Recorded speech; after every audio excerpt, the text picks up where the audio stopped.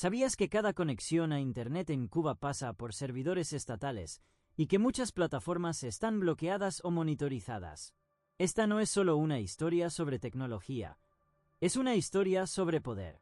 Sobre cómo un gobierno puede controlar no solo lo que haces, sino lo que piensas, lo que compartes y lo que callas. Bienvenidos a una nueva entrega de La Verdad Oculta. Antes de seguir, si valoras los contenidos que muestran realidades que otros prefieren ocultar, considera suscribirte al canal. Tu apoyo es lo que mantiene viva esta investigación. Desde 2018, con la llegada del Internet móvil, los cubanos comenzaron a experimentar una libertad desconocida. Acceso a noticias internacionales, redes sociales y plataformas de mensajería. Pero el entusiasmo duró poco. Pronto se establecieron mecanismos de control y censura. Sitios como El Toque, 14 y medio o Cibercuba fueron bloqueados. Aplicaciones como Signal o incluso WhatsApp han sufrido restricciones puntuales. El momento clave llegó en julio de 2021. Las protestas más grandes en décadas tomaron por sorpresa al gobierno. Miles exigieron libertad, comida y vacunas. El grito Patria y Vida resonó en las calles, pero también en las redes. Y fue precisamente ahí donde el Estado actuó con mayor dureza. Durante varios días, el gobierno interrumpió el acceso a datos móviles, bloqueó redes sociales como Facebook, YouTube y Twitter, e impidió la circulación de información. El apagón digital fue una estrategia para aislar a los ciudadanos del mundo, impedir la coordinación de protestas y silenciar la narrativa alternativa. Este episodio reveló hasta qué punto la tecnología es terreno de batalla política. Pero no es solo eso.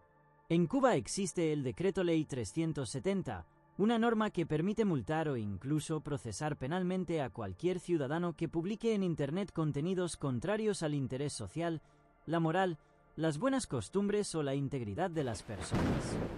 Una definición ambigua que ha servido para castigar a periodistas, influencers o ciudadanos comunes por simples publicaciones en Facebook. Este marco legal no solo busca castigar, también busca disuadir, crear un clima de autocensura. Y lo consigue. Muchos cubanos prefieren no opinar, no compartir, no reaccionar. El miedo no siempre se impone a golpes. A veces se instala en forma de silencio. Si te impacta lo que estás escuchando, ayúdanos a que más personas conozcan esta realidad. Deja tu like, comenta y comparte. Es la mejor forma de romper el silencio impuesto. Pero en medio del miedo, también hay resistencia.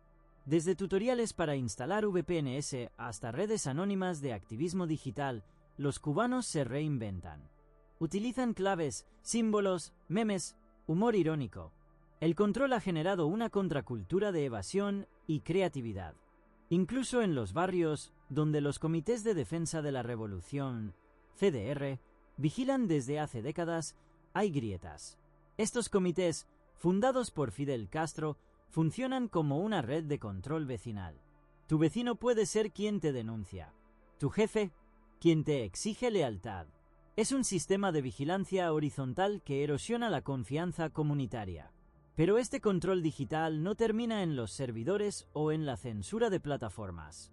También se infiltra en la vida cotidiana de los ciudadanos a través de mecanismos mucho más sutiles. Uno de ellos es el acceso restringido a dispositivos tecnológicos.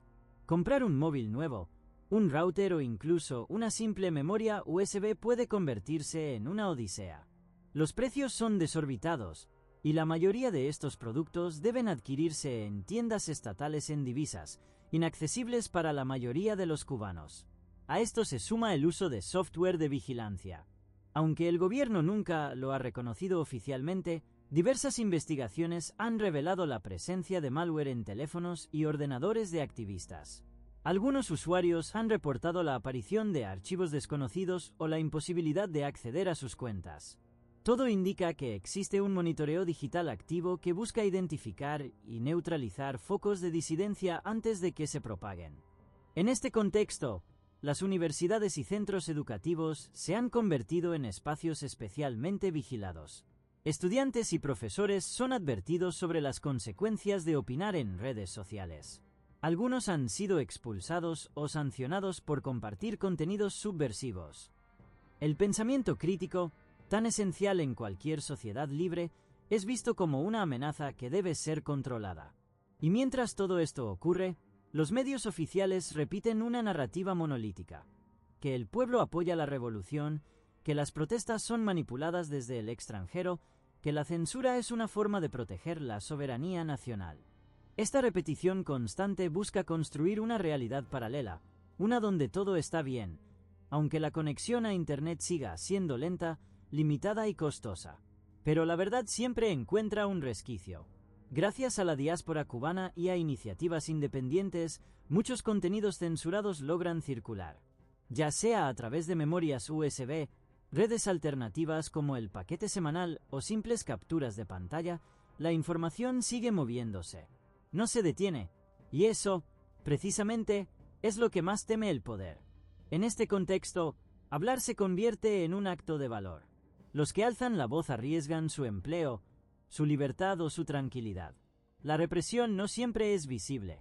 A veces se manifiesta en visitas intimidatorias, despidos sin justificación o imposibilidad de salir del país.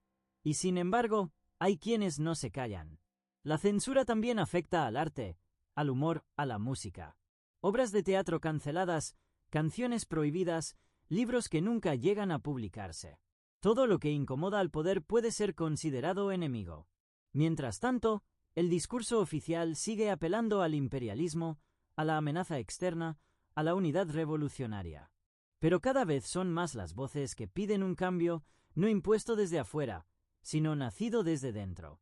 Desde la necesidad de respirar, de disentir, de imaginar otro futuro. Si quieres que más personas escuchen estas voces silenciadas, suscríbete ahora y comparte este video. Tu apoyo nos permite seguir investigando, creando y contando lo que muchos prefieren ocultar. Porque en Cuba, el control digital no es solo técnico, es cultural, psicológico y político. Y solo con información, conciencia y solidaridad se puede empezar a romper el cerco del silencio. La represión digital en Cuba no actúa sola, se complementa con el control de los medios tradicionales. La televisión estatal, la radio y la prensa escrita repiten una única narrativa. No existen medios independientes con alcance nacional. Las voces alternativas son relegadas al exilio digital, forzadas a usar canales de YouTube, blogs desde el extranjero o redes sociales con riesgo de ser bloqueadas. Este cerco mediático busca algo más que informar, busca moldear la percepción. En Cuba, lo que no se dice no existe, lo que no se muestra no importa, y lo que se cuestiona, se castiga. Es una guerra de narrativas, donde la versión oficial compite con la verdad de la calle, pero con armas desiguales. En este escenario, el papel del exilio es crucial. Desde Miami, Madrid o Ciudad de México, y desde cualquier rincón donde se escuche la voz de un pueblo que no quiere ser silenciado. Porque la verdad no se encierra, no se censura y no se apaga. Si tú también crees que el mundo merece saber lo que pasa detrás del telón, suscríbete a este canal, comparte este vídeo y mantén viva la conversación.